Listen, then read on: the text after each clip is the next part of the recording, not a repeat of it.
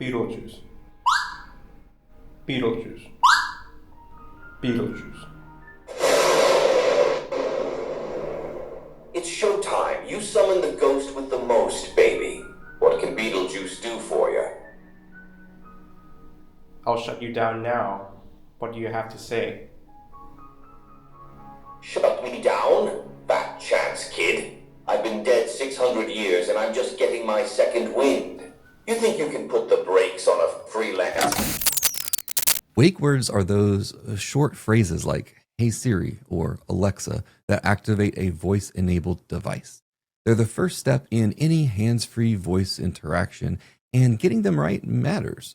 Alexa, stop. Well, the problem is training your own wake word model can be painful, so we built something to make it easier. Today, we're launching livekit-wakeword, an open source library that lets you train a custom wake word model from scratch, locally with a single command.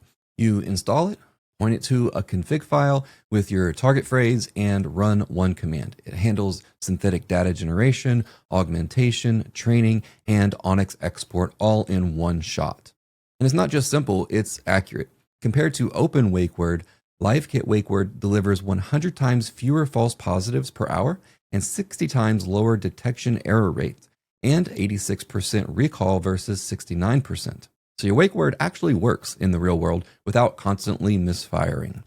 So head over to the repo, it's linked in the video description to get started. The README walks you through everything from install to training your first model. And since it's fully compatible with openWakeWord, it drops right into Home Assistant or any other existing integration. Train your first wake word and let us know what you build. If this video was helpful, give it a like and subscribe for more robotics and voice AI content.